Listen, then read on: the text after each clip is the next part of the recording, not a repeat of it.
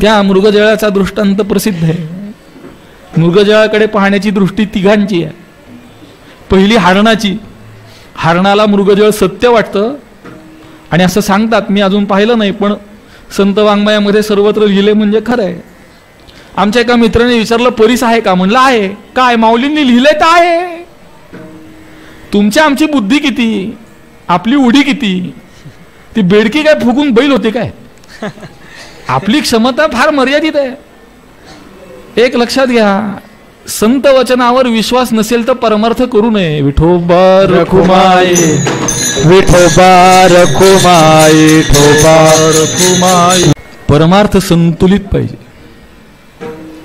मला 4 कीर्तनं करता येतात, मला 5 अभंग पाठ झाले, हे फार बहिरंग हो, फार बहिरंग. खरा परमार्थ कुठे? एक तरी ओवी हा परमार्थ. हा हा नामा म्हणे ग्रंथ श्रेष्ठ ज्ञानदेवी, एक तरी ओवी अनुभव.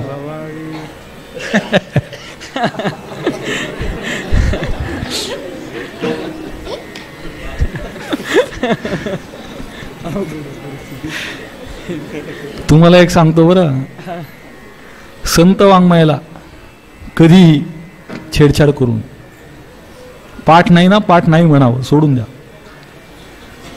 झाडू संतांचे मार्ग असं आहे, तर त्याचं मार्गचं मार्ग करण्याचा आपल्याला अधिकार नाही. ते जसं आहे तसंच योग्य आहे, त्याला धक्काही लागता कामा नये. ते जसं आहे तसंच बरोबर. आपली एवढी अक्कल आहे संतांची शुद्धता काढणे इतकी. एवढी अक्कल ज्याला असेल त्यांनी तर अजिबात येऊ नये परमार्थात. परमार्थामध्ये नेहमी आपल्यापेक्षा श्रेष्ठ आहे त्याच्याकडे पाहावं आणि प्रपंचामध्ये जो आपल्यापेक्षा कनिष्ठ आहे त्याच्याकडे पाहावं. आपल्याला 1 भाकरी मिळते, ज्याला 1 मिळत नाही त्याच्याकडे बघा, समाधानाने राहा. आणि परमार्थामध्ये तुम्ही मुमुक्षु असाल तर मुक्त माणसाकडे पाहिलं पाहिजे, ज्ञानी महापुरुषाकडे पाहिलं पाहिजे. आणि आपल्याला अजून भरपूर अंतर पार करायचं असं पाहिलं पाहिजे.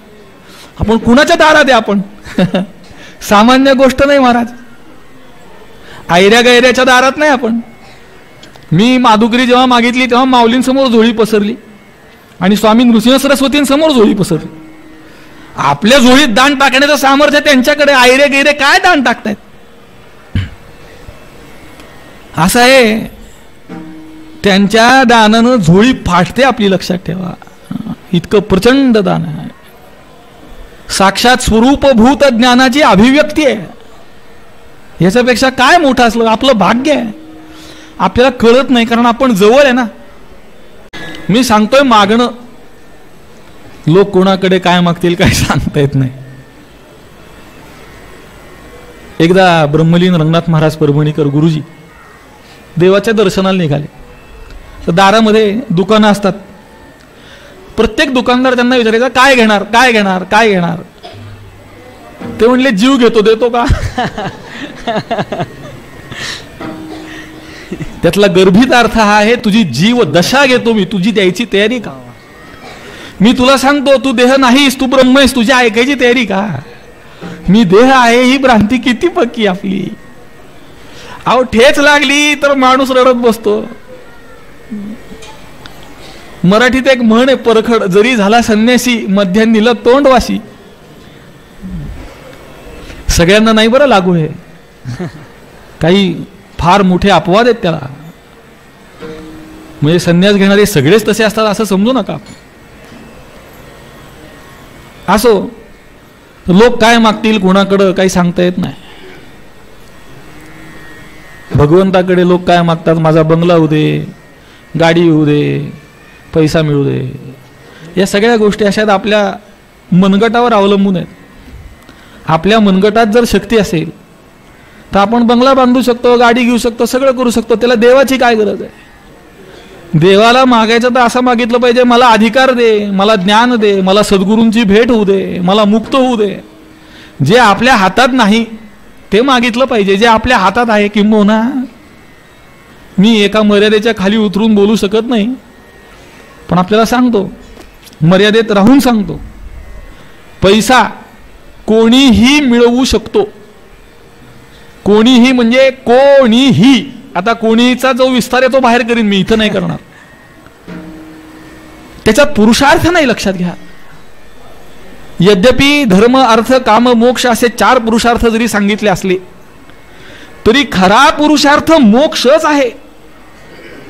मोक्ष प्राप्तीसाठी धर्म अर्थ काम जर उपयोगी पडत असतील तर त्याला पुरुषार्थत्व आहे. जर ते धर्माच्या विरुद्ध असतील तर त्याला पुरुषार्थत्व नाही. पुरुषार्थम संपन्न मनुष्य देवाकडे जेव्हा जातो तेव्हा उदात्त मागतो. सर्वेपि सुखिनः सन्तु सर्वे सन्तु निरामयाः सर्वे भद्राणि पश्यन्तु न कश्चित दुःख भाग भवेत, असं मागतो. आणि लक्षात घ्या, हे मागणं भारतीय संस्कृतीतच शक्य आहे. माझे अनेक परदेशी मित्र आहेत, मी दुसऱ्या देशात फिरून आलो, कुठेही सगळे सुखी व्हावेत असं नाही आहे.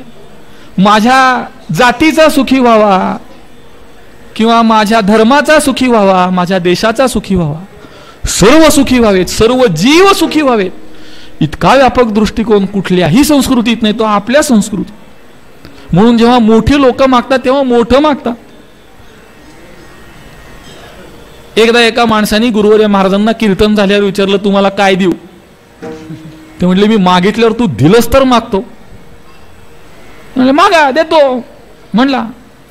ते म्हणाले, मला तू पाहिजेस. देतो का स्वतःला? मग नाही म्हणाला. म्हणून मोठ्या लोकांना आपण विचारायला जायचं नाही, तुम्हाला काय पाहिजे. लक्षात घ्या, आपल्याला काय पाहिजे तेवढं सांगायचं आणि मोकळं व्हायचं. देवाकडे गेल्यावर सुद्धा मागणारे फार आहेत, पण या अभंगाची पार्श्वभूमी अशी आहे, भगवंत जगद्गुरु तुकोबारायांना म्हणतोय काहीतरी मागा. फार कठीण आहे महाराज. विठोबा रखुमाई जय विठोबा रखुमाई विठोबा रखुमाई विठोबा. त्या विरहिणीमध्ये आता आमचं चिंतन चाललं होतं, त्यात एक विचार आला होता की ती गवळण सांगते, मला तुम्ही तिथे तुरंबा असा शब्द आहे, तुरंबा म्हणजे नटवणे, तर तुम्ही मला असं नटवा की ज्याच्यामुळे भगवंत म्हणेल की ह्याला मला सोयरा करायचंय. मग आपल्याला त्यांनी सोयरा करावा अशी त्याच्या मनात बुद्धी निर्माण व्हावी असं मला नटवा. मग त्या नटवण्यामागचा खरा अर्थ हाच आहे की साधन चतुष्टयाने नटवा. बाकीच्या नटण्याने कुठे देव आकृष्ट होतोय काय? मी परवाच सांगितलं, हल्ली माता वर्गामध्ये, मग पूर्वी काही 1, 5, 10, 20, 25 वर्षापूर्वी माता वर्गामध्येच फक्त नटण्याची पद्धती होती. हल्ली पुरुषही नटतात. इतकी ती लिपाई पुताई करतात की घाम आल्याबरोबर काय भूकंप झाल्यासारखी भेग पडते चेहऱ्यावर. हे काही टिकाऊ नाही, लक्षात ठेवा. आणि भगवंताला कळत नाही काय कशावर काय लावलंय. टिकणार नाही. देवाला आपलं अंतरंग ज्ञात आहे. किंबहुना आपल्या समोर असलेल्या पदार्थाला पाहून आपल्या मनामध्ये काय भाव निर्माण होतो हाही त्याला कळतोय. म्हणून त्याच्याकडे मागताना ते मागणाऱ्यालाही शोभलं पाहिजे आणि ज्याच्याकडे मागतो त्यालाही शोभलं पाहिजे. दानामध्ये 2-3 गोष्टी महत्वाच्या आहेत, तेवढ्या सांगतो आणि मग जगद्गुरु तुकोबारायांकडे येतो. दानामध्ये पहिली गोष्ट आहे दातव्यमिति यद्दानम दीयते नुपकारिणे देशे काले च पात्रे च तद्दानम सात्विकम स्मृतम. पहिले दातव्यम, देणाऱ्याची बुद्धी पाहिजे की मी देणं लागतो. आपण सूक्ष्मतेने विचार केला तर आपल्या असं लक्षात येईल, व्यवहारतः कायम घेणारा कृतज्ञ राहतो की तुम्ही मला दान दिलं मी कृतज्ञ. खरी गोष्ट ही की दात्याने कृतज्ञ असलं पाहिजे की तू मला देऊ दिलं म्हणून मी दाता. जर मला तू देऊच दिलं नाही तर मी दाता कसला. हल्ली सगळीकडे ही समस्या झाली की ज्यांना 2 तास बसता येत नाही त्यांचीच गर्दी आहे. पूर्वीची कीर्तनं 4-4 तास मी ऐकली माझ्या बालपणी. हालत नव्हती, माणसं बसून राहायची, आनंद घ्यायचा भजनाचा तत्वज्ञानाचा. हल्ली कीर्तनकाराच्याही सुपाऱ्या वाजलेल्या असतात पुढं. इथलं संपलं की पुढं लगेच तेवढं 3 तासात पोचून पुढं कार्यक्रम असतो, पैसे ठरलेले असतात सगळं. त्याच्यामुळे त्यालाही संपवायची घाई, ऐकणाऱ्यालाही संपवायची घाई, सगळं इन्स्टंट असं नाही होणार. असो, ज्याला 2 तास बसता येते ना त्याने येऊच नाही. 2 तास म्हणजे काय थोडा वेळ आहे. तुम्ही या योगशास्त्रामध्ये आसन सिद्धी नावाचा एक विचार आहे, तो तुम्ही पहा. पहिला नियम त्यांनी असा सांगितलाय पतंजली मुनींनी, स्थिरम सुखम आसनम. तुम्ही स्थिर आणि सुखाने ज्याच्यात बसू शकता त्यालाच आसन म्हणतात. आसन करायला पायावर पाय घेतलाच पाहिजे असं काही नाही, पण 2 तासात आपली 84 आसनं 84 वेळा करून होतात. एकदा हा पाय उचलून तिकडं, एकदा तो उचलून तिकडं, कंबर मोड, मान मोड, बोट मोड. अहो कीर्तन बोट मोडायची जागा नाही. बोट मोडायला प्रपंच पडलाय की सगळा तिकडं जाऊन मोडा. इथं कुठं बोट मोडताय. असो,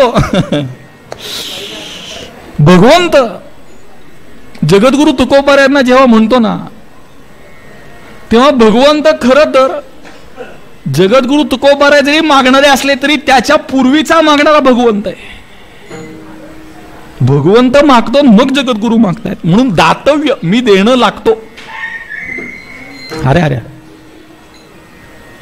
दीयते नुपकारिणे, प्रत्युपकार निरपेक्षता पाहिजे. मी 100 रुपयाची देणगी दिली, माझं नाव पुकारलं कसं नाही. तुमचं दान व्यर्थ गेलं, तिथे त्या क्षणी व्यर्थ गेलं. कारण दानाचा पहिला नियम आहे स्वसत्ता निवारण करणे म्हणजे दान. विषयांतर करतो. 2 नाणी जर तुम्ही घेतली हातात आणि हात बंद केला आणि असं हलवलं, काय होईल? आवाज.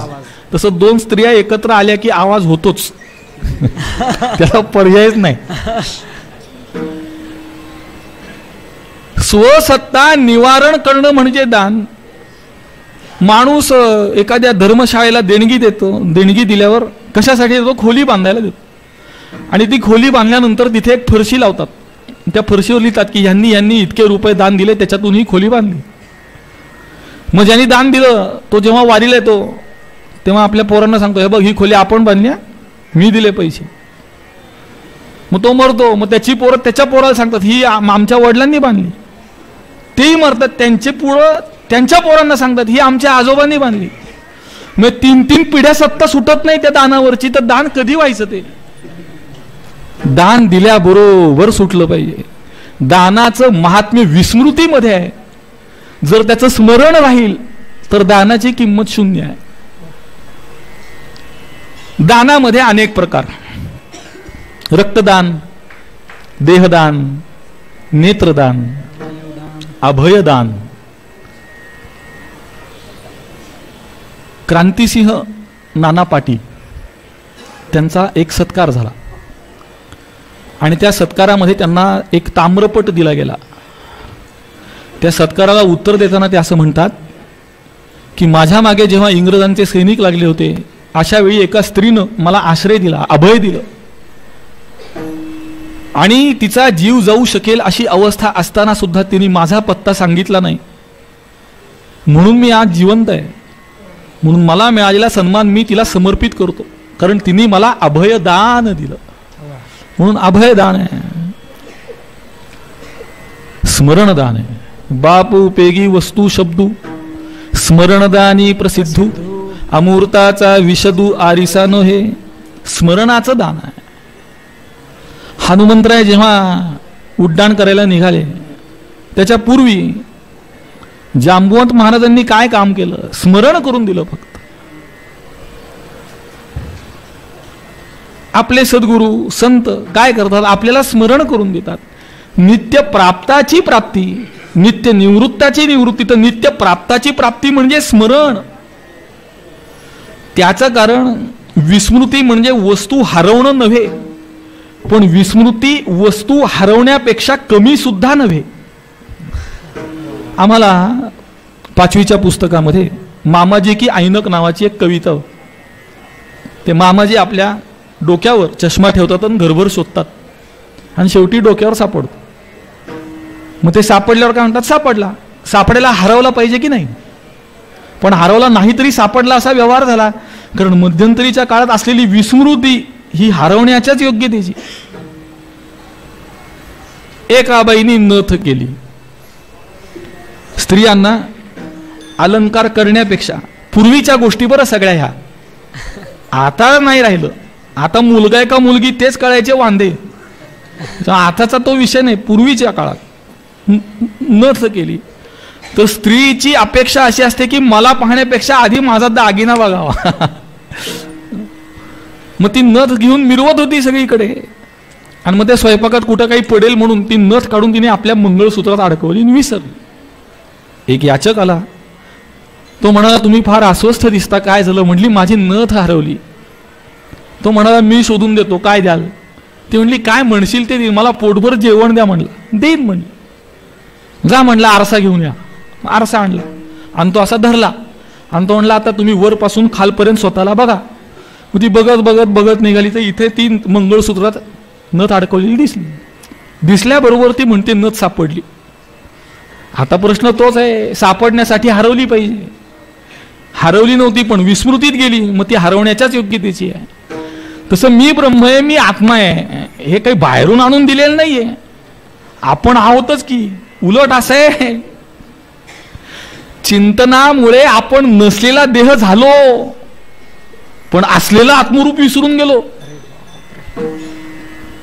न म्हणा देह माझा ऐसा, न म्हणा देह माझा ऐसा, न म्हणा देह माझा ऐसा, न म्हणा देह माझा ऐसा. मग भरवसा कळेल, मग भरवसा कळेल, मग भरवसा कळेल, मग भरवसा कळेल, मग भरवसा कळेल. न म्हणा देह माझा ऐसा, मग भरवसा कळेल, मग भरवसा कळेल, मग भरवसा कळेल. न म्हणा देह माझा ऐसा, भरवसा कळेल, मग भरवसा कळेल, मग भरवसा कळेल.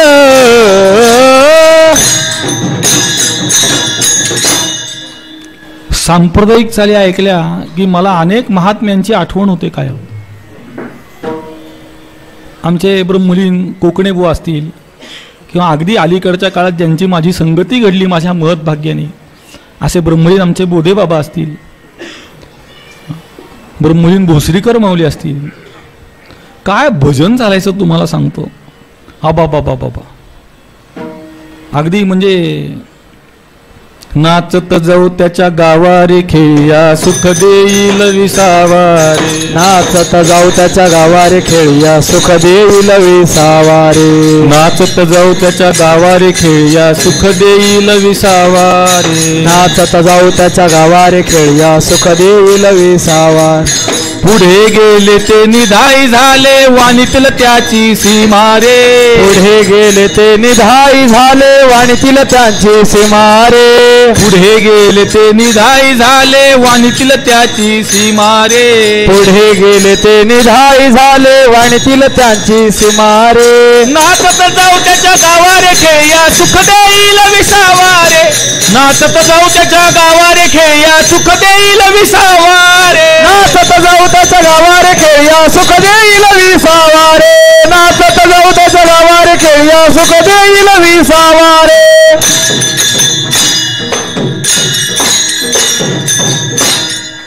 खरं तर ही चाल म्हणताना ना असं नाचलं पाहिजे जोरात, पण आता वेळ नाही आपल्याकडे. अभंगाचं चिंतन महत्वाचं आहे. भजनामध्ये ज्याला रस आहे, भक्तीमध्ये ज्याला रस आहे, त्यातही विशेषत्वाने नामभक्ती भजनाच्या द्वारा करणारा जो महात्मा आहे, अशा महात्म्याची तत्वज्ञानामध्ये प्रवृत्ती होणं अत्यंत कठीण आहे. पण खरी महत्वाची गोष्ट ही की जो तत्वज्ञानी आहे तोच खरं भजन करू शकतो. विठोबा रखुमाई, विठोबा रखुमाई, विठोबा रखुमाई. म्हणून भगवंत म्हणतायत माझ्याकडं काहीतरी मागा. तर आत्ता सांगितल्याप्रमाणे दातव्यमिती दानम दीयते नुपकारिणे आणि महत्वाच्या 3 अटी दिल्या आहेत. देशे कालेच पात्रेच. देश चांगला पाहिजे. आपण दान करतो ना तर चांगल्या ठिकाणी जाऊन दान करतो, तीर्थक्षेत्राला जाऊन दान करतो. काळ चांगला पाहिजे. पूर्वीच्या काळी विशेषतः मुंबईमध्ये ग्रहण सुटल्यानंतर मोठमोठे ट्रक फिरायचे आणि त्यातली माणसं ओरडत फिरायची, द्या दान सुटे गिरान, द्या दान सुटे गिरान, असं करून त्या गाड्या फिरायच्या. कारण ग्रहणानंतरचा काळ दान करायला चांगला मानला जातो.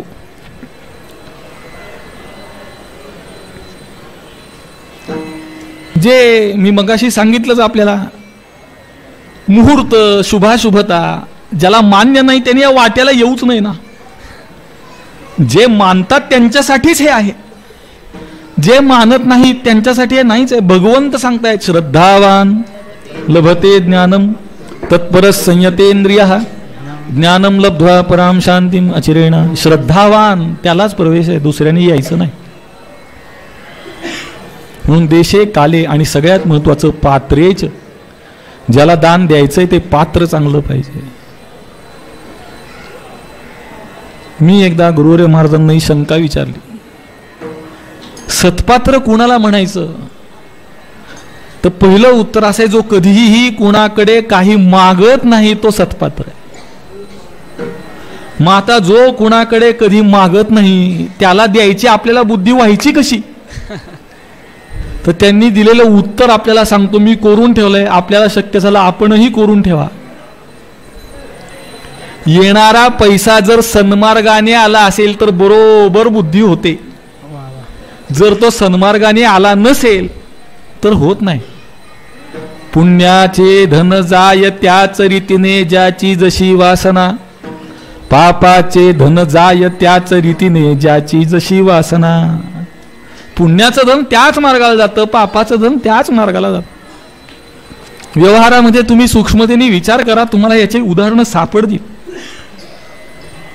असो म्हणून देशे काले च पात्रेच तद्दानम सात्विकम स्मृतम. विठोबा रखुमाई, विठोबा रखुमाई, विठोबा रखुमाई, विठोबा रखुमाई, विठोबा रखुमाई. माझा स्वाभाविक स्वर आहे काळी एक, थोडा उंच स्वर असल्यामुळे आणि दुसरी इथली जी ध्वनिवर्धक यंत्रणा आहे ती फार उत्तम असल्यामुळे थोडा गळ्याला त्रास होतो. वा वा वा, स्वरात आहे अगदी. गवयाचं पोर स्वरात रडतं म्हणतात ते, त्यांनी स्वर दिला आता एक बारीक.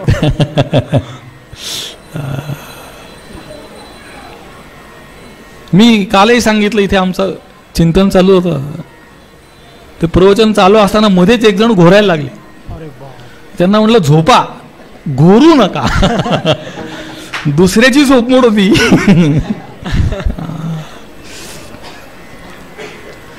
कीर्तन प्रवचनात विक्षेप होऊ नये, किमान आपल्यामुळे आपण सहकार्य करू शकतो नाही, कीर्तन करू शकतो नाही, विषय नंतर. विक्षेप होऊ नये. जो चांगलं काम करतो त्याला मदत करावी, आपण चांगलं करावं. मुळात जमत नसेल, जो चांगलं करतो त्याला मदत करावी. शक्य नसेल त्याच्याविषयी मनात सदिच्छा ठेवावी. तेही शक्य नसेल तर किमान विरोध करू नये. पण लोकांना चांगल्या कामाला अर्धं काहीतरी घातल्याशिवाय बरं वाटत नाही. एखाद्याने जर रेग ओढली त्याच्यापेक्षा आपल्याला मोठी ओढायची असेल तर आपली रेग काढायची आणि त्याची पुसायची, हा उपाय नाही. त्यांनी जेवढी काढली त्यापेक्षा आपण मोठी काढावी. तो 2 तास भजन करतो, आपण 4 तास करावं, काय बिघड? परमार्थामध्ये मी काल सांगितलं, पुनरुक्तीचा दोष पत्करून सांगतो, परमार्थामध्ये नेहमी आपल्यापेक्षा श्रेष्ठ आहे त्याच्याकडे पाहावं आणि प्रपंचामध्ये जो आपल्यापेक्षा कनिष्ठ आहे त्याच्याकडे पाहावं. आपल्याला 1 भाकरी मिळते, ज्याला 1 मिळत नाही त्याच्याकडे बघा, समाधानाने राहा. आणि परमार्थामध्ये तुम्ही मुमुक्षु असाल तर मुक्त माणसाकडे पाहिलं पाहिजे, ज्ञानी महापुरुषाकडे पाहिलं पाहिजे, आणि आपल्याला अजून भरपूर अंतर पार करायचं असं पाहिलं पाहिजे. आपण कुणाच्या दारात आहे आपण? सामान्य गोष्ट नाही महाराज, ऐऱ्या गैऱ्याच्या दारात नाही आपण. मी माधुकरी जेव्हा मागितली तेव्हा माऊलींसमोर झोळी पसरली आणि स्वामी नृसिंह सरस्वतींसमोर झोळी पसरली. आपल्या झोळीत दान टाकण्याचं सामर्थ्य त्यांच्याकडे, ऐरे गैरे काय दान टाकतायत? असं आहे, त्यांच्या दानानं झोळी फाटते आपली, लक्षात ठेवा. इतकं प्रचंड दान आहे, साक्षात स्वरूपभूत ज्ञानाची अभिव्यक्ती आहे. याच्यापेक्षा काय मोठं असलं आपलं भाग्य आहे. आपल्याला कळत नाही कारण आपण जवळ आहे ना. जे लांब आहेत त्यांना कळतंय, जे जवळ आहेत त्यांना कळत नाही. योगाचं महत्व आपल्याला कळलं जेव्हा गोऱ्या कातडींनी सांगितलं, आपल्या लोकांनी सांगितलं. आपल्या हजारो वर्ष आपल्याकडे योग साधना करणारी लोक एका कसपटात पडून राहील.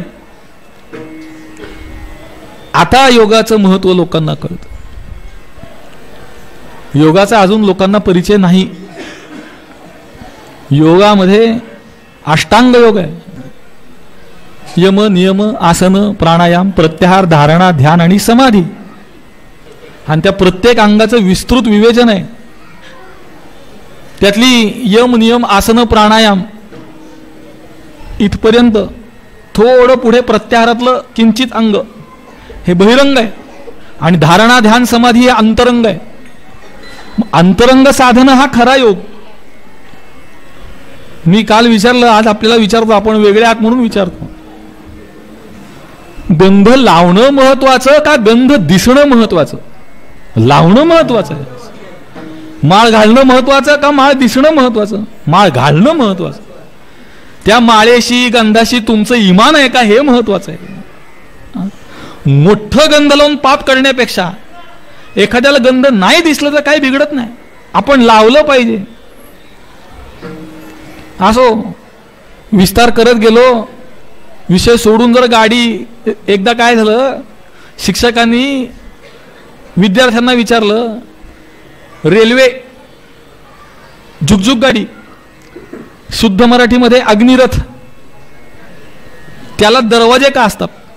जिथं रस्ता आणि रूळ एकत्र येतात तिथं दरवाजे कशासाठी असतात? तो मुलगा म्हणला, गाडी म्हणजे ती झुकझुक गाडी गावात घुसू नये म्हणून असतात. तसं आपली गाडी जर रानात घुसली तर त्याचा काय पत्ताच लागायचा नाही. त्यामुळे मूळ विषयाला सोडायचं नाही आपल्याला. मी सांगतोय, दान, सात्विक दान, देश काल पात्र, दानाची विस्मृती. आणि असं दान मागण्याकरता भगवंतांनी जेव्हा जगद्गुरु तुकोबारायांना विनवलं,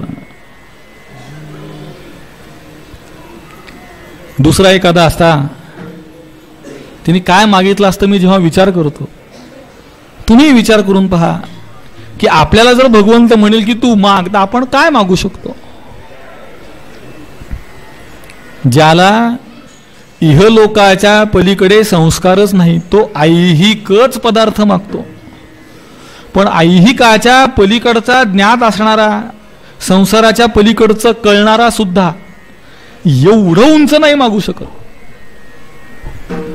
तो काहीतरी न्यूनच मागत राहतो. पण मागणारे जगद्गुरु तुकोबार आहेत. आणि जगद्गुरु तुकोबाराय संत वाङ्मयामध्ये मागणं अनुचित आहे अशीच प्रमाण आहेत सगळी. काही मागणे हे आम्हा अनुचित, वडिलांची रीत जाणत असो, किंवा काही न मागे कोणासी तोची आवडे देवासी, अनेक प्रमाण आहेत की मागू नये. पण आता कठीण प्रसंग असा आला की भगवंतच म्हणतो की तुम्ही मागितलं पाहिजे. हेची दान देगा देवा, हेची दान देगा देवा, हेची दान देगा देवा, हेची दान देगा देवा. तुझा विसर न व्हावा, तुझा विसर न व्हावा, गुण गाईन आवडी, गुण गाईन आवडी. तो तुझा विसर न व्हावा, तुझा विसर न व्हावा, गुण गाईन आवडी, गुण गाईन आवडी.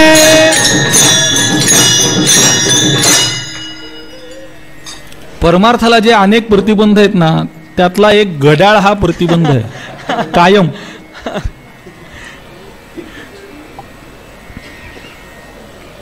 हे चिदान देगा देवा, तुझा विसर न व्हावा. यातला पहिला अर्थ हा आहे की मला तुझं स्मरण आहे, मला तुझं विस्मरण होऊ नये म्हणण्यासाठी आधी स्मृतीत पाहिजे ना. ज्याला भगवंताचा परिचय नाही अशा माणसाला काय कळणार. पाण्यामध्ये मासा झोप घेतो कैसा, जावे त्याच्या वंशा तेव्हाकडे, तोपर्यंत कळत नाही. संत असं कसं मागू शकतात? संतांच्या कुळात गेल्याशिवाय कळणार नाही तुम्हाला. गुरु शिष्य संप्रदाय पूर्वक जो अध्ययन करेल त्यालाच संत वाङ्मयाचा योग्य अर्थ कळू शकतो, अन्यथा कळू शकत नाही. म्हणजे त्यालाही कळतोच असं नाही, कळण्याची शक्यता अधिक आहे. पण ज्याला संप्रदाय नाही, गुरु शिष्य संप्रदाय नाही, त्याला अर्थ कळूच शकत नाही. मग ते काही लिहितात दोन प्रकार, जे योग्य आहे ते कळणं आणि जे कळलंय ते योग्य वाटणं.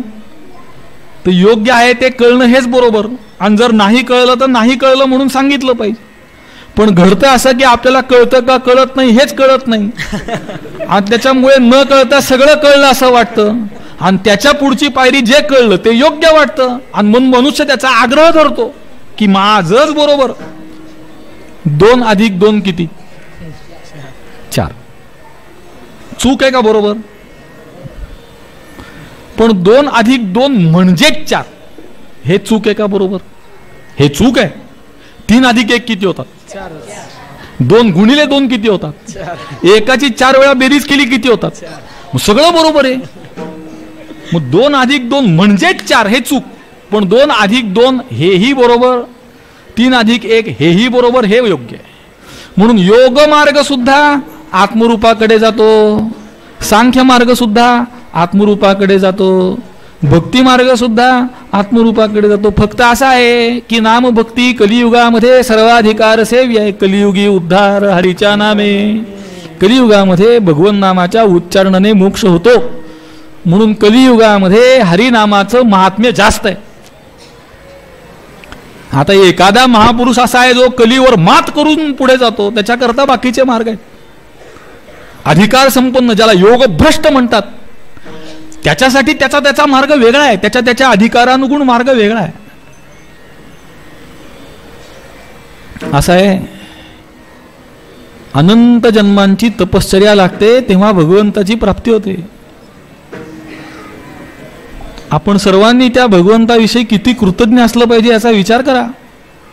आपला जन्म भारतात झाला, महाराष्ट्रात झाला, वारकरी संप्रदायात झाला, ह्याच्यापेक्षा काय भाग्य पाहिजे. ही रस्त्यावर फिरणारी मी पोरं टोरं पाहतो, काय त्यांना म्हणजे काय सांगावं तुम्हाला.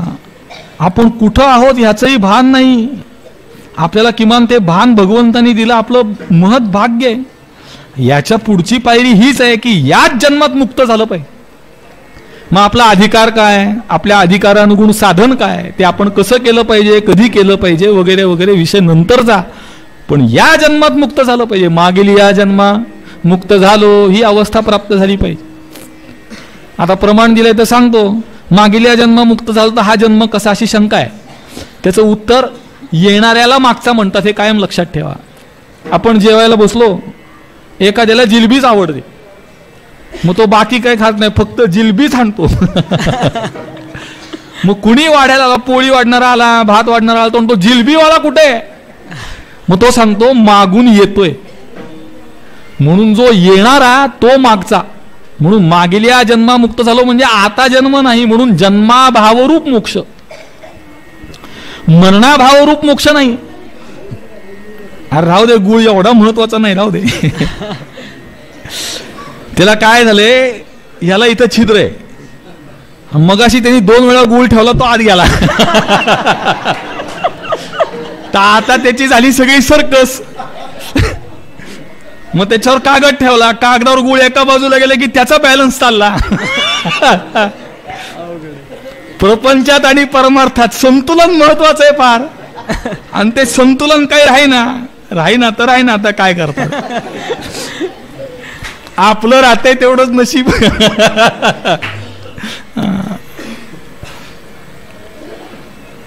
परमार्थ संतुलित पाहिजे.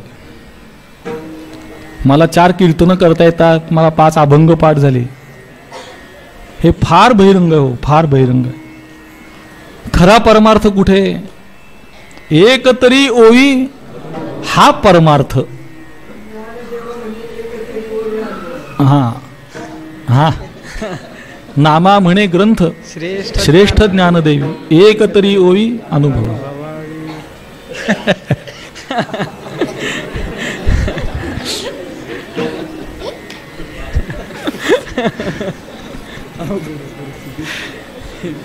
तुम्हाला एक सांगतो बरं, संत वाङ्मयाला कधीही छेडछाड करून पाठ नाही म्हणावं, सोडून द्या. झाडू संतांचे मार्ग असं आहे, तर त्याचं मार्गचं मार्ग करण्याचा आपल्याला अधिकार नाही. ते जसं आहे तसंच योग्य आहे, त्याला धक्काही लागता कामा नये. ते जसं आहे तसंच बरोबर. आपली एवढी अक्कल आहे संतांची शुद्धता काढण्यात की एवढी अक्कल ज्याला असेल त्यांनी तर अजिबात येऊ नये परमार्थात.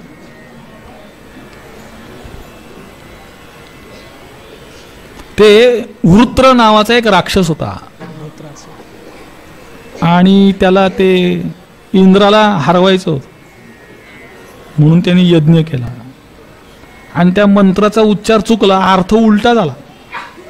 मग त्यांनी इंद्राला मारायचं तर इंद्रानीच त्याला मारलं, कारण त्या यज्ञानी शक्ती इंद्राचीच वाढली, याची वाढलीच नाही. म्हणून ह्याच्याशी खेळ करायचा नाही, विस्तव्य लक्षात ठेवा. अग्नी आहे, कारण प्रत्येक संतांकडे त्यांनी जे सांगितलं ते आहे. विवेकासहित वैराग्याचे बळ, धगधगीत ज्वाळ अग्नी जैसा, त्याच्याशी खेळायला जायचं नाही, लक्षात ठेवा. हिवाळ्यामध्ये योग्य अंतरावर थांबलात तो ऊब मिळेल, अन्य वेळी लांब थांबलात तर तेच बरं आहे. त्याच्याशी खेळ करायला गेलं अजिबात जाऊ नका. तुम्हाला सांगतो, दुसरं काहीही करायचं नसेल तर रोज त्या संत वाङ्मयाला साष्टांग नमस्कार करा, तरी मुक्त व्हाल. मी आता इथे अजान वृक्षाखाली अनेक लोक पारायण करतात. आत्ताची पद्धती नाही, पूर्वीपासून तिथे बसून पारायण करण्याची पद्धती. मग एखादा तिथे बसून पारायण करतो, मग एखादा असा असतो ज्याला लिहिता वाचता येत नाही, तो ऐकतो, आणि ज्याला तेवढंही कळत नाही तो ते पारायण जो करतोय त्याला प्रदक्षिणा घालतो. म्हणजे पारायण करणाऱ्याला प्रदक्षिणा घालण्याने सुद्धा मोक्ष मिळतो, इतकं सामर्थ्य त्या ग्रंथात आहे. म्हणून त्याच्याशी खेळ करायला जायचं नाही. संत वाङ्मय एक तर जशाला तसं मुखोद्गत पाहिजे, किंवा जितका आठवत आहे त्याचा अर्थ सांगा. जगद्गुरु तुकोबाराय सांगतायत, वेदांचा तो अर्थ आम्हासीच ठावा, येरानी व्हावा भार माथा. नुसतंच पाठांतर करणं ही शास्त्र वासन आहे, लक्षात ठेवा. त्याच्या पुढे अर्थबोध, आणि त्याच्या पुढे अर्थरूपता, अर्थाशी एकरूप होता आलं पाहिजे. असो तर एकतरी ओवी अनुभवावी हा परमार्थ. तर जगद्गुरु तुकोबाराय मागतायत, हे चिदान देगा देवा तुझा विसर न व्हावा. तू माझ्या स्मृतीत आहेसच, किंबहुना मी माझ्या अविद्या रूपी उपाधीचा परित्याग केलेला आहे, आणि तुला प्राप्त होत असताना तू सुद्धा तुझ्या ठिकाणी असलेल्या माया उपाधीचा परित्याग केलेला आहे. आपल्यात एकत्व आहे. आपल्यामध्ये जो भेद आता अस्तित्वात आहे तो कल्पित स्वरूपाचा आहे. आणि तरी काय मागावं मी, मग हेच दे. की तुझी मला असलेली आत्मत्वाने असलेली स्मृती ती सतत राहावी. मातोश्री ताई सांगायच्या, हातपाय विकलांग झाले बिघडत नाही, पण मरेपर्यंत स्मृती चांगली राहिली पाहिजे. ज्याला ब्रह्ममेधा म्हणतात ती प्राप्त झाली पाहिजे. आपल्या स्मृतीमध्ये, बुद्धीमध्ये मी देह नाही, मी आत्मा आहे, मी ब्रह्म आहे, मी व्यापक आहे, मी देहाहून भिन्न आहे, अशी स्मृती सतत राहिली पाहिजे. जगद्गुरु तुकोबाराय माणूस बघितला की त्यांना पैसे आठवायचे. याच्याकडून येणं किती हे हिशोब, कारण अवतारी असल्यामुळे बुद्धिमत्तेचा विषयच नाही हो, अलौकिकच. आपल्याला पाढे नीट येत नाहीत. पाढे सोळा प्रतिज्ञा. आता आम्ही माजी विद्यार्थी भेटलो मध्ये एकदा, तर काय काय ते असंच सांगतात, अमुक म्हणून दाखवा, तमुक करून दाखवा.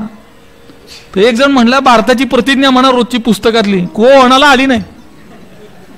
रोज म्हणलेली 10 वर्ष पण आली नाही, विस्मृतीत गेली.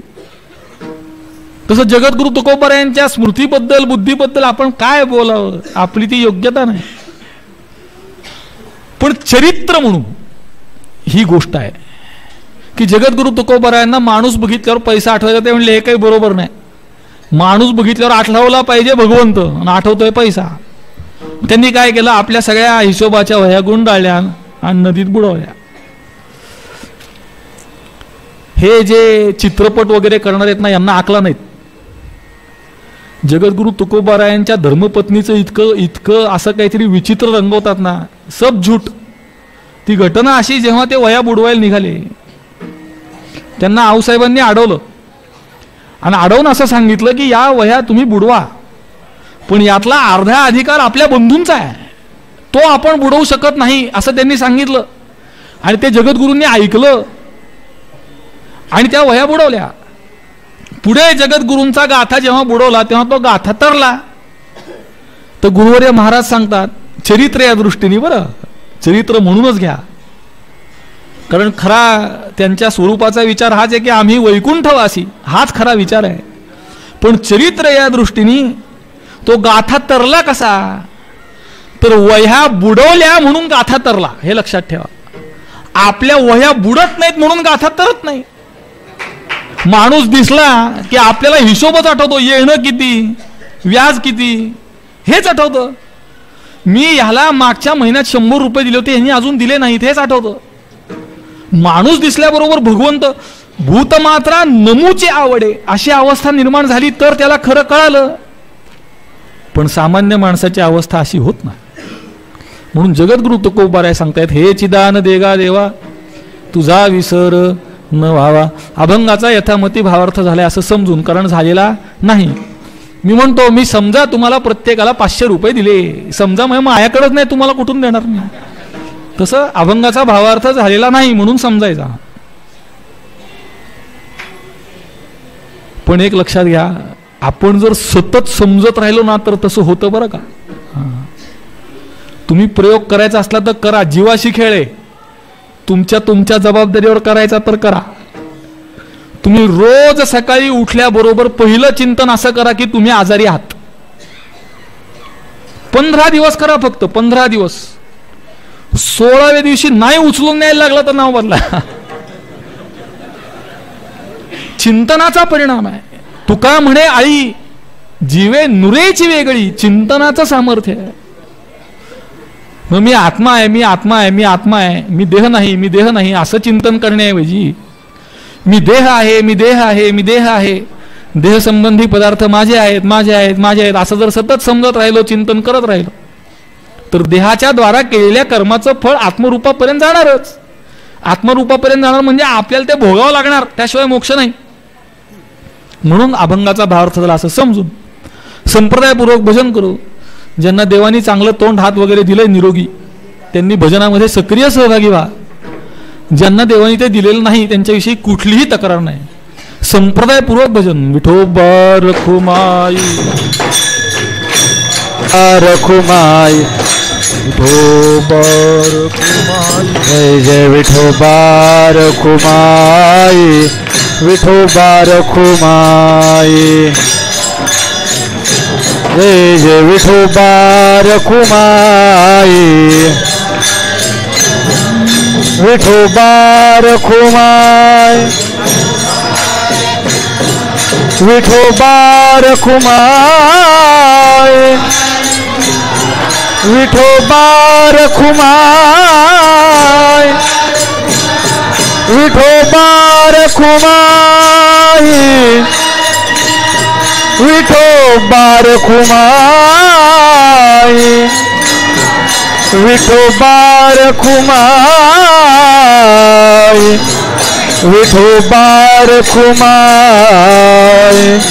जय जय विठोबा रखुमाई जय जय विठोबा रखुमाई जय जय विठोबा रखुमाई जय जय विठोबा रखुमाई विठोबा रखुमाई विठोबा रखुमाई जय जय विठोबा वरदा हरी विठ्ठल श्री ज्ञानदेव तुकाराम भगवान की जय माऊली ज्ञानेश्वर महाराज की जगद्गुरु तुकाराम महाराज जय जय विठोबा रखुमाई विठोबा रखुमाई पुंडलिक वरदा हरी विठ्ठल श्री ज्ञानदेव तुकाराम विठोबा रखुमाई विठोबा रखुमाई विठोबा रखुमाई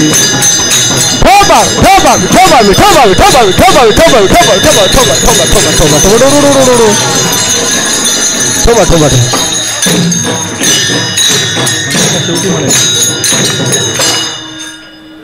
माझ्याकडे काही मटेरियल नाही बघा, सगळं संपलंय.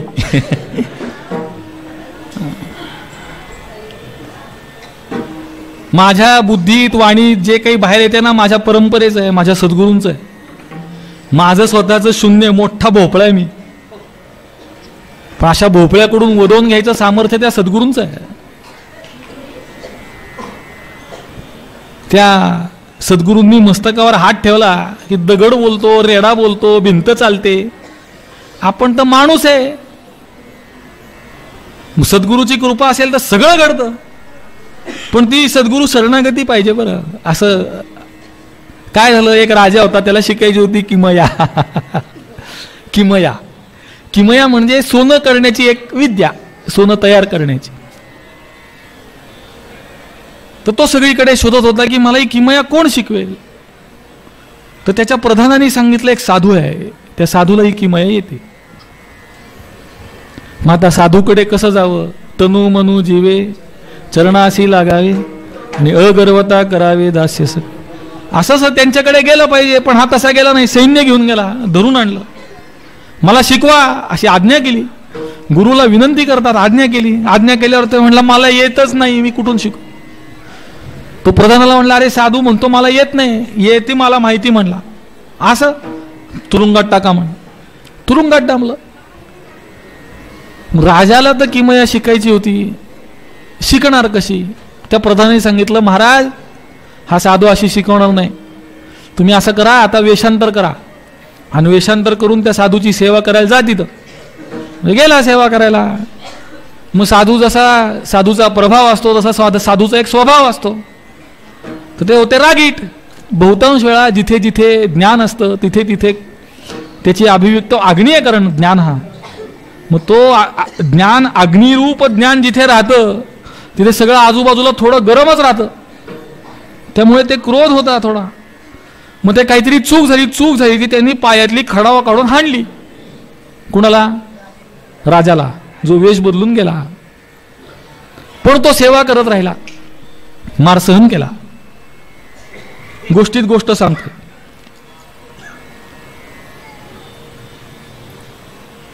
दहा 12 वर्ष रियाज केल्यानंतर सुद्धा जर स्वरामध्ये किंचित दोष असेल तर त्याच्यावर सद्गुरूंनी दिलेली तीव्र प्रतिक्रिया ज्याला मान्य करता येते तोच शिकू शकतो. नाही तर एवढूस चुकलं तर बिघडलो कुठं असं म्हणलं तर तो शिकू शकत नाही. महाराजा त्याला ते खडावानी मारलं, त्यांनी सहन केलं, सेवा करत राहिला. कालांतराने साधू प्रसन्न झाला. त्यांना प्रसन्न करण्याचा उपाय म्हणजे सेवा. ते ज्ञानाचा कुरुठा, तेथ सेवा हा दारवंठा. सेवा शब्दाचा बहिरंग अर्थ पाय चेपणे, गरम पाण्याने न्हाऊ घालणे हा बहिरंग अर्थ आहे. त्याचा खरा अर्थ आहे सद्गुरूंनी केलेल्या उपदेशाप्रमाणे निश्चय करणे ही खरी सेवा आहे. सद्गुरू जर सांगतात तू ब्रह्म आहेस तर तसा निश्चय करणे ही गुरुची खरी सेवा. आश्रमात एक विद्यार्थी आल्यावर गुरुवर्य महाराजांनी विचारलं, हे काय दिसतंय तुला? तो म्हणलं ही नदी आहे. तर गुरुवर्य महाराज म्हणले ही नदी नाही, हा डोंगर आहे, तुझं काय म्हणणं आहे? तो म्हणला नाही मला दिसतं नाही नदी आहे. ते म्हणले तू इथं राहूच नको, निघ. कशामुळे? त्याचं कारण आता पुढे जो उपदेश करायचा आहे ना तो प्रतीतीच्या विरुद्ध तर आहे. जगत सत्य नाही हा उपदेश तुमच्या प्रतीतीला जुळतो का? जुळत नाही. मी देह नाही हा उपदेश तुमच्या प्रतीतीला जुळतो का? जुळत नाही. मग बहिरंग प्रतीतीमध्ये सुद्धा जर तुला सद्गुरूंनी सांगितलेलं पटत नाही, मान्य होत नाही, तर अनंत जन्माच्या संस्काराने झालेली देहात्मबुद्धी कशी निघणार नाही. म्हणून पहिल्यांदा श्रद्धा पाहिजे. तर ते सेवा केली, प्रसन्न झाले. प्रसन्न झाल्यावर त्याला किमया शिकवली. मग एक दिवस त्या राजाने साधूला दरबारात आणलं आणि तो बसला सिंहासनावर आणि म्हणला, साधू महाराज तुम्ही मला शिकवत नव्हता, पण मी किमया शिकलो, तुम्हाला करून दाखवतो. म्हणून त्यांनी ती किमया करून दाखवली. त्यांनी ते पाहिलं सगळं. पाहिल्यानंतर त्यांनी एक वाक्य सांगितलं. तो म्हणला, किमया तो बराबर है लेकिन जूते खाए बिगर आई नाही. गोष्ट संपली. तात्पर्य ह्याच्यातच आहे की सद्गुरु शरणागतीशिवाय ज्ञानप्राप्ती नाही, लक्षात ठेवा. ग्रंथ हेच गुरु वगैरे भपाऱ्याच्या नादाला लागू नका, आयुष्याची विल्हेवाट लागेल. असं आहे, संत वाङ्मयामध्ये जे लिहिलंय ना त्याच्यापेक्षा जे लिहिलं नाही पण अपेक्षित आहे ते जास्त महत्वाचं आहे. भगवद्गीतेमध्ये कुंडलिनी योगाचा विचार आहे का कुठे? माऊलींनी लिहिलं की नाही? माऊलींनी लिहिला म्हणजे माऊली स्वतः अवतार आहेत आणि त्यांनी लिहिला याचा अर्थ भगवंताला अपेक्षित आहे, लिहिलं नाही पण अपेक्षित आहे म्हणून विस्तार केला. उक्तानुक्त दुरुक्तानाम चिंता यत्र प्रसज्जते तं ग्रंथम वार्तिकम प्राहुः वार्तिक ज्ञा मनीषिणः. आता आपल्याकडे तेवढा विस्तार करायला वेळ नाही. सांगण्याचं तात्पर्य सद्गुरु शरणागती पूर्वक माऊलींना लौकिक दृष्ट्या सद्गुरु शरणागतीची काय गरज? जगद्गुरु तुकोबारायांना सद्गुरु शरणागतीची काय गरज? पण असं आहे, जे जे वडील करीती तया नाव धर्म ठेविती येदही आचरती सामान्य सकळ म्हणून वागलेत, लक्षात घ्या.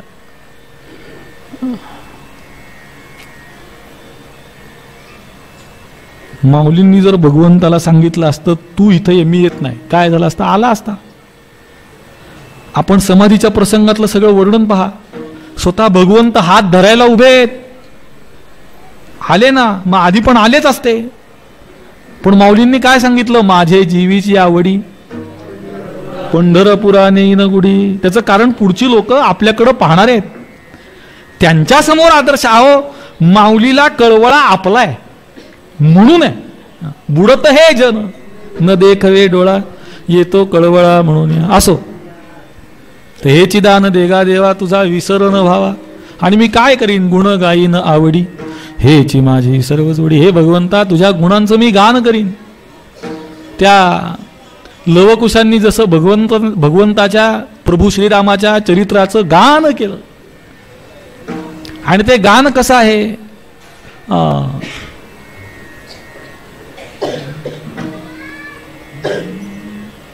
पूजा होते मुक्ता फळी, पूजा होते मुक्ता फळी, पूजा होते मुक्ता फळी, पूजा होती मुक्ता फळी. रसवोवी या मंगळी, रसवोवी या मंगळी, रसवोवी या मंगळी, रसवोवी या मंगळी. पूजा होते मुक्ता फळी, पूजा होते मुक्ता फळी. रस ओविया मंगळी, रस ओविया मंगळी, रस ओविया मंगळी, रस ओविया मंगळी. पूजा होती मुक्ता फळी, मुक्ता फळी, पूजा होती मुक्ता फळी. विठोबार खुमाये, विठोबार खुमाये, विठोबार खुमाये, विठोबार खुमाये, विठोबार खुमाये, विठोबार खुमाये. पूजा होते मुक्ता फळी, रस ओविया मंगळी. भगवंताचं गुणगान, भगवंताचे गुण कसे आहेत? पहिलं लिहिलंय मुक्ताफळी. हल्ली मुक्ताफळ उधळणे हा जो शब्द आहे तो चुकीच्या अर्थाने वापरला जातो. म्हणजे जो असंबद्ध बोलतो त्याला म्हणतात त्यांनी मुक्ताफळ उधळली. पण मूळ मुक्ताफळ या शब्दाचा अर्थ आहे मोती आणि दुसरा अर्थ आहे कापूर. त्यातला इथे अर्थ घ्यायचा मोती. भगवंताचे गुण मोत्यासारखे सुंदर आहेत आणि त्याची अभिव्यक्ती कशी होते? ओविया, ओवीबद्ध, छंदोबद्ध. आता हल्ली ज्या कविता करतात मी अनेक लोकांच्या ऐकल्या नाहीत, कानावर पडल्या. मी माझ्या सद्गुरूंचं सोडून कोणाचंही ऐकलेलं नाही ना ऐकणारही नाही, पण कानावर पडतं. तर पडल्यावर लक्षात येतं की त्या कवितेला काहीच नाही. टला ट हिंगणबेट. आपण जे सरळ बोलतो ते उलट बोललं की कविता. मी घरी चाललो होतो, हे वाक्य सरळ, होतो चाललो मी घरी, झाली कविता. अरे काय, असं थोडी चालतं. आणि तुम्हाला सांगतो संतांचं काव्य नाहीये, संतांचं वाङ्मय आहे. कारण संतांच्या वाङ्मयामध्ये अभिव्यक्त होणारा प्रसाद गुण एकाही लौकिक कवीच्या कुठल्याही कवितेत नाही.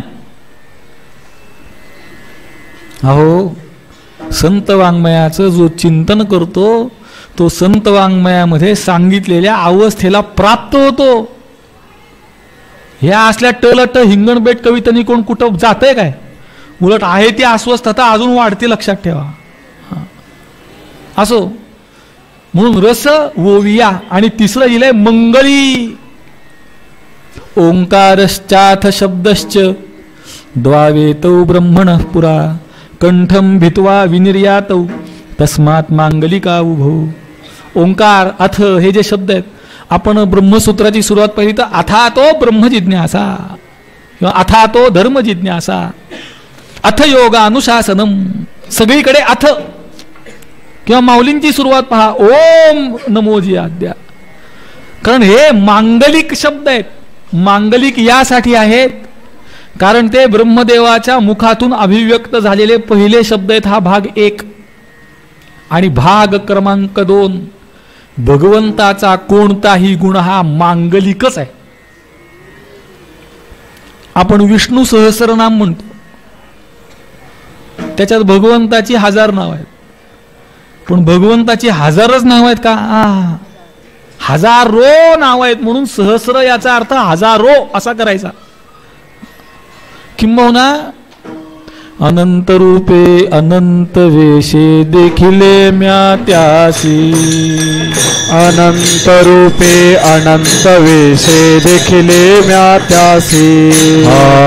अनंत रूपे अनंत वेशे देखिले म्या त्यासी. अनंत रूपे अनंत वेशे देखिले म्या त्यासी. बाप रखुमा देवीवर खूण बाणली कैसी. देखिला देखिला माये देवांचा देव. देखिला देखिला माये देवांचा देव. परखुमा देवी रुखुन बाणली कैसे हे देखिला देखिला माये देवाचा देव देखिला देखिला माये देवांचा देव अनंत रूपे अनंत वेशे किंबहुना भगवंताला अनंत नाम आहेत त्याबरोबर भगवंताचं अनंत असं एक नाव आहे पुन्हा स्पेशल इतकं त्याचं अनंतत्व अधिक आहे आपल्या मोजण्यात बसणार नाही ते हे हरिमुखे म्हणा पुढे काय लिहिलंय पुण्याची गणना कोण करी सामान्य तुम्ही ज्याचा संप्रदायाशी संबंध नाही संप्रदायपूर्वक ज्याचा अध्ययन नाही असा मनुष्य त्याचा अर्थ हाच सांगतो की न मोजण्या इतकं पुण्य त्याच्यातून निर्माण होतं चूक फुली त्याचा अर्थ हा की हरिनामाच्या उच्चारणाने निर्माण होणारं पुण्य मोजण्याच्या पलीकडचं आहे मग तिथे गणित चालत नाही अगणित म्हणजे गणिताचा अभाव आहे तिथे जसं अनंत सांगण्यामध्ये अनंत ज्याला अंतच नाही तसं जिथे गणितच नाही त्याला म्हणायचं पुण्याची गणना कोण करी मोजणाऱ्याचा परमार्थ बर्बाद होतो मोजू नका परमार्थ ते आपण तीर्थयात्रेला वगैरे जाऊन आलो की ग्रामीण भागामध्ये माउंद करतात माउंद त्याचा मूळ शब्द आहे मावद कोणालाही सांगायचा नाही परमार्थ गुपचूप केला पाहिजे पण लोक तीर्थयात्रा करतात टिचभर आणि सांगतात गावभर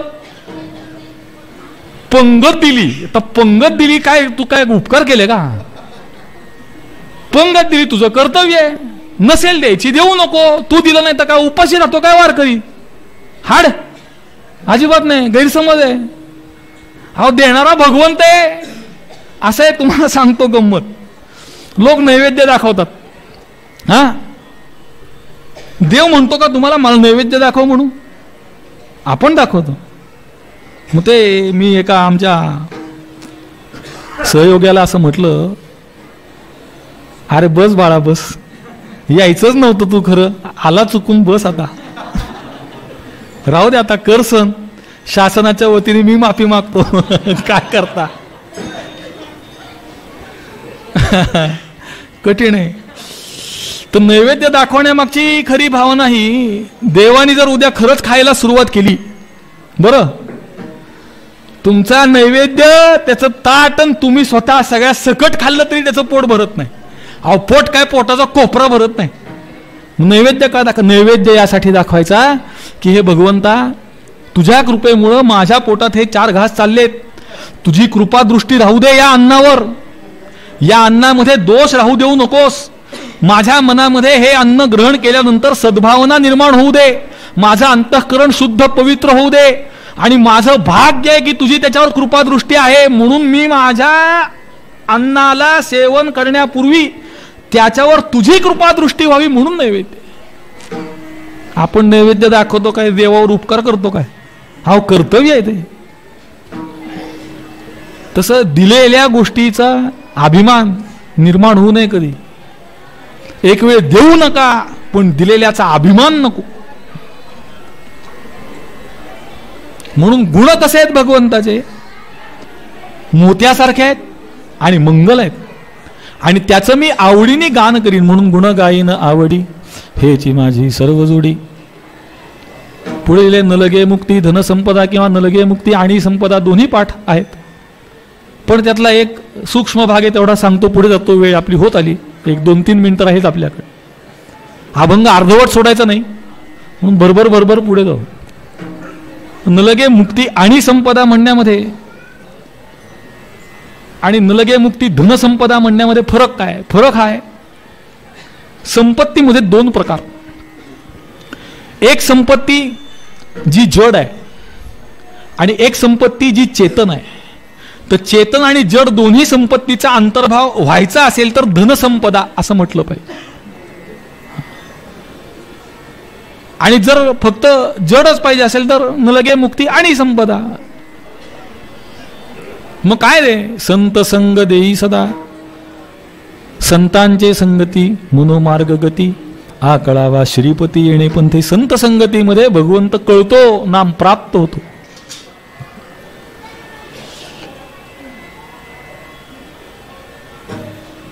एकदा एक गायक गायला बसला आणि त्यांनी सांगितलं की प्रत्येक श्रोत्याच्या मागे सुरी घेऊन एक माणूस उभा करा आणि जर समेवर मान हल्ली तर मान कापायची. प्रत्येकाच्या मागे 100 माणसं असतील समजा, तर त्यातल्या 85 लोकांनी मान हलवली नाही समेला, कापली जायची. पण 15 लोकांची हल्लीच. आणि नंतर तो गवई म्हणला आता हे 15च बसा, बाकीचे निघा बाहेर. कारण तुम्हाला त्यातलं काही कळतच नाही, आले कशाला तुम्ही. तसं ज्याला परमार्थाची चव नाही, गाढवाला गुळाची काय चव, कशाला गर्दी करायची गाढवांची. परमार्थ निक्का असावा, निक्का. मी आज सकाळी सांगितलं, परत सांगतो. छत्रपती शिवाजी महाराजांकडे माणसांची संख्या मोठी नाहीये, गुणवत्ता आहे. माणसं थोडी असावी, परमार्थ थोडा असावा, पण गुणवत्ता पूर्ण असावा. दूध थोडं प्या पण चांगलं प्या. पिठात पाणी घालून किती पिलं तर काय, त्यांनी पोषण थोडं होणार आहे. ख्याख्या खुखून किखीनी मोक्ष थोडी मिळणार, मिळत नाही. उलट तुम्ही आधीच बहिर्मुख आणि त्याला अजून खत पाणी घालून अजून लांब चालला. म्हणजे आत्मरूपाच्या जवळ तरी होता, मी देह तरी म्हणत होता, आता देह संबंधी पदार्थाला मी समजायला लागला, अजून लांब गेला. असो, न लगे मुक्ती धन संपदा, संत संग देई सदा. संगती फार महत्वाची. चंदनाच्या संगतीने बाबळीला सुगंध येतो. संगती फार महत्वाची. आणि हे भगवत भक्तीचं, भगवंताच्या नामस्मरणाचं, संत संगतीचं महात्म्य असं आहे की सगळ्यात कठीण असणारं दुःख.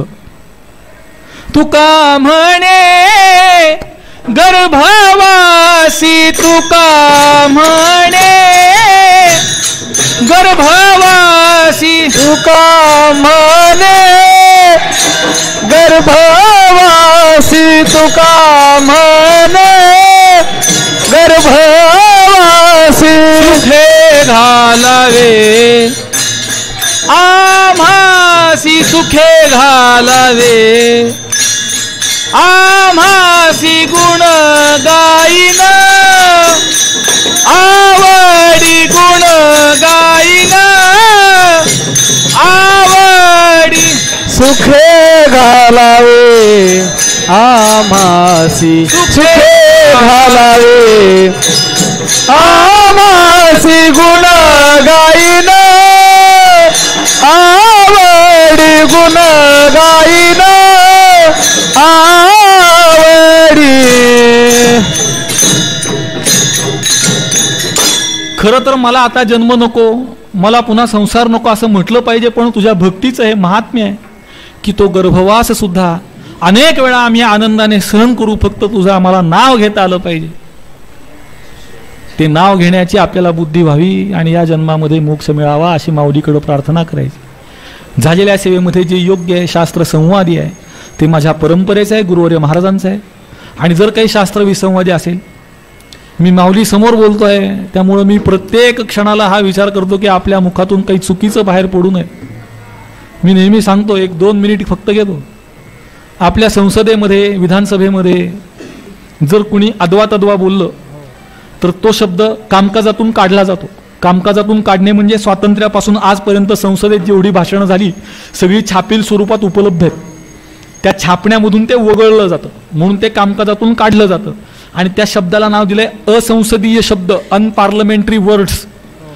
ती संसद माणसांची आहे. माणसांच्या संसदेमध्ये जर असंसदीय शब्द चालत नाही तर भगवंताच्या संसदेत असंसदीय शब्द कसे चालतील. म्हणून किमान भगवंतासमोर आपल्या मुखातून चुकीचा एकही शब्द बाहेर पडू नये. तत्वज्ञानाला, विचाराला सोडून आपली वाणी इतरत्र धावू नये याचा मी प्रयत्न करतो. पण जर माझ्याकडून दोष घडला असेल, माऊली आहे शेवटी, ती माझा अपराध पोटात घेणारच आहे, पण आपणही माझा अपराध पोटात घेऊन जे चुकीचं आहे ते सोडून द्या. त्याच्या दुरुस्तीच्या भानगडीत आपण जाऊ नका. माझे सद्गुरू त्यासाठी आहेत. मी त्यांच्या चरणाजवळ बसून त्याची दुरुस्ती करून घेईन. झालेली सेवा रुक्मिणी प्राण संजीवन बाप विठ्ठलेशाच्या चरणी. संत सम्राट महाकैवल्य तेजोनिधी ज्ञानोबाराय, जगद्गुरु तुकोबाराय, सकल संत परंपरा, सकल गुरु परंपरा, तीर्थरूप गुरुवर्य महाराज, तीर्थरूप सौभाग्यवती आईसाहेब, तीर्थस्वरूप मालक या सर्वांच्या चरणी समर्पित करून सेवेला विराम. ज्ञानेश्वर माऊली, ज्ञानराज माऊली तुकाराम. जय जय ज्ञानेश्वर.